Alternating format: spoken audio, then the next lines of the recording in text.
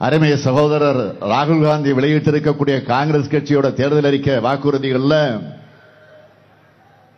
முக்கியமான சிலவற்றை மட்டும் சொல்ல வேண்டும் என்றால், ஏழை பெண்களுக்கு ஆண்டுக்கு 1 லட்சம் ரூபாய் வழங்கப்படும். ஒன்றிய அரசு பணிகளில் பெண்களுக்கு 50 விழுக்காடு இடஒதுக்கீடும் வழங்கப்படும். நாடு முழுவதும் சமூக பொருளாதார சாதிவாரியான கணக்கெடுப்பு நடத்தப்படும். ஒன்றியத்தில் இடஒதுக்கீடு உச்சவரம்பு 50 விழுக்காடு என்பதை உயர்த்த சட்ட திருத்தம் செய்யப்படும். எஸ்சி, எஸ்டி, ஓபிசி பிரிவினருக்கான காலி பணியிடங்கள் ஓராண்டுக்குள் நிரப்பப்படும். எஸ்சி, எஸ்டி, ஓபிசி மாணவர்களுக்கான கல்வி உதவித்தொகை 2 மடங்கு ஆக்கப்படும். விவசாய இடுபொருட்களுக்கு ஜிஎஸ்டி வரி இருக்காது.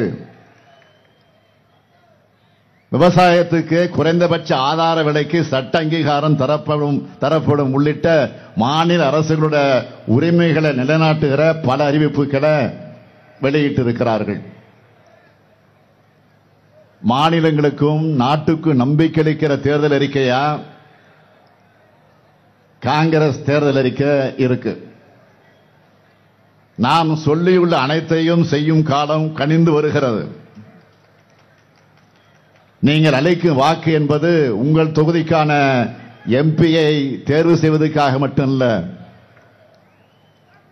நீங்க அளிக்கிற வாக்கு மூலமாகத்தான் இந்தியாவின் அடுத்த பிரதமரா ஒரு ஜனநாயகவாதி வர முடியும். நீங்க அளிக்கிற வாக்கு மூலமாகத்தான் மக்களை பற்றி இறக்கப்படும் ஒரு மனிதர் பிரதமராக கூடிய சூழ்நிலை உருவாகும். நீங்கள் அளிக்கக்கூடிய வாக்கு மூலமாக தமிழ்நாட்டை மதிக்கிற ஒருவர் பிரதமராவதற்கு வாய்ப்பு கிடைக்கும். எப்படிப்பட்ட பிரதமர் வர வேண்டும் என நாம் நினைக்கிறோமோ அதேபோல இப்போதைய பிரதமர் மோடி எக்காரணத்தை கொண்டு மீண்டும் ஆட்சிக்கு வரக்கூடாது என்பதையும் நாம் மனதிலே வைத்து வாக்களிக்கணும். பாஜக ஆட்சிக்கு வந்தால் அமைதியான இந்தியாவை அமளியான இந்தியாவாக மாற்றிடுவாங்க. ஒரு தாய் மக்களா வாழுற நம்ம மக்கள் மனசுல வேறுபாட்டு விதைகளை தூவி இந்தியாவை நாசம் செஞ்சிடுவாங்க. இன்னொரு முறை மோடி ஆட்சிக்கு வந்தா இந்தியாவில் ஜனநாயகம் இருக்காது, நாடாளுமன்றத்தில் விவாதம் இருக்காது, தேர்தல் என்பதே ஜனநாயக பூர்வமாக இருக்காது, மாநில அரசுகளுக்கு எந்த அதிகாரமும் இருக்காது, சட்டமன்றங்கள் இருக்குமா என்பதே சந்தேகம். ஒரே மொழி, ஒரே மதம், ஒரே பண்பாடு, ஒரே உடை, ஒரே உணவுன்னு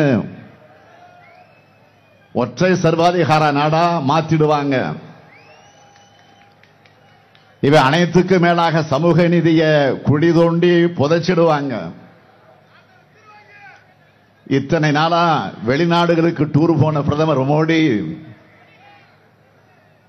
தேர்தல் வந்துட்டதால இப்ப உள்நாட்டுக்குள்ள டூர் அடிக்கிறாரு. அவர் ஏதோ ஷோ காட்ட வர்றாருன்னு நான் சொல்லல, அவரே ரோடு ஷோ காட்டுறேன்னு சொல்லி இருக்கிறாரு.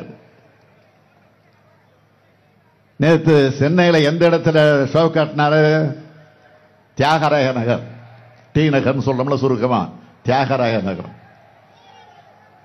பிரதமர் அவர்களே, ஏன் அந்த பேரு அங்க வைக்கப்பட்டது தெரியுமா? தியாகராய நகர்னு. நீதி கட்சி தலைவர் தியாகராயர் சவுந்தரபாண்டியனார் பேர்ல இருக்க பாண்டி பஜார் பனகலரசர் பேர்ல இருக்கிற பூங்கான்னு திராவிட கோட்டமாக இருக்கிற இடத்துல உங்க ஷோ காட்டினா எடுபடுவான்? உங்க ஷோ பிளாப் ஷோ ஆன உடனே சமூக வலைத்தளங்கள்ல சென்னை வந்ததை பத்தி எழுதினப்போ சொல்றாரு, சென்னை மெட்ரோ திட்டத்தை விரிவாக்கம் செய்ய போறாராம் மோடி அவர்களை. மாண்புமிகு பிரதமர் மோடி அவர்களை, அந்த திட்டத்துக்கு தடையா இருக்கிறது நீங்க தானே. சென்னை 2ஆம் கட்ட மெட்ரோ ரயில் திட்டத்துக்கு ஒன்றிய அரசு அனுமதி அளிக்காத காரணத்தால் தான் நிதி இன்னும் கிடைக்கல. அதனால திட்டப்பணிகள் தாமதமாகுது. கடந்த 2020 ஒன்றிய உள்துறை அமைச்சர் இந்த திட்டத்துக்காக அடிக்கல் நாட்டினார். ஆனா அனுமதி கொடுக்கல.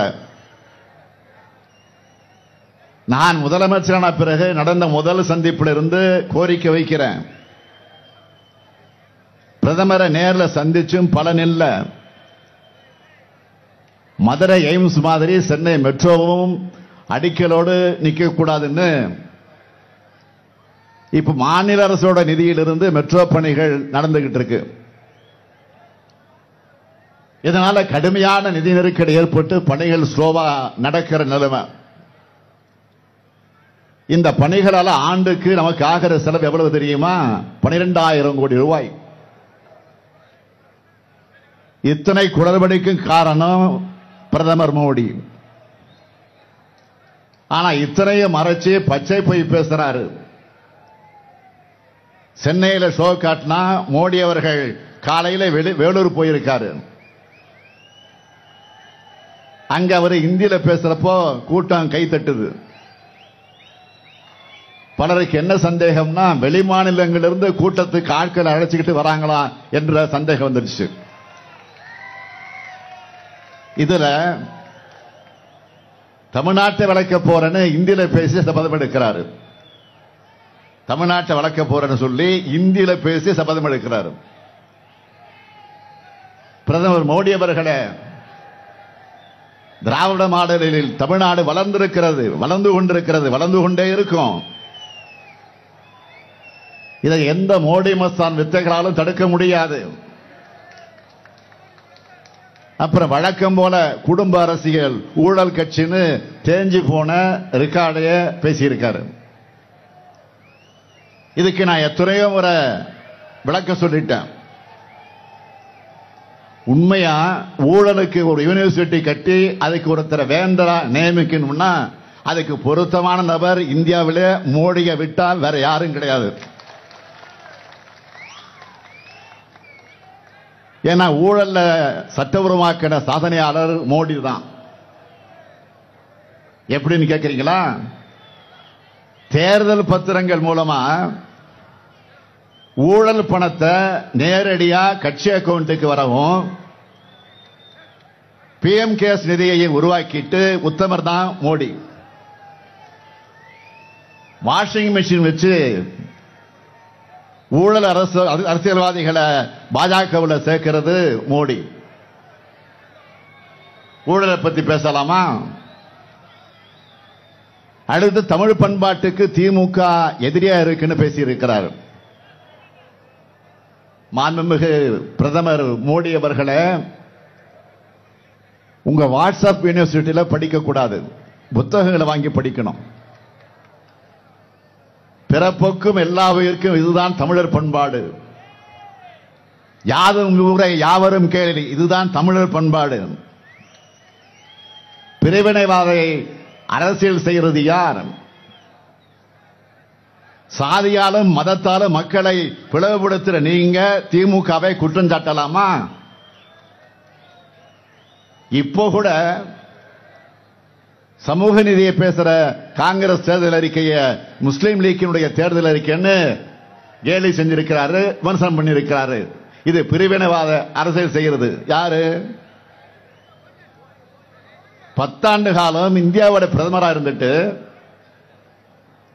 சாதனையா எதையும் சொல்ல முடியாம இப்படி மக்களை பிளவுபடுத்தி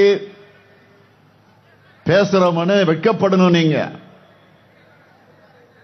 10 ஆண்டு காலம் ஆட்சியில ஏற்பட்டிருக்கக்கூடிய வேதனைகள் நம்மால் மணிக்கணக்கில் பேச முடியும்.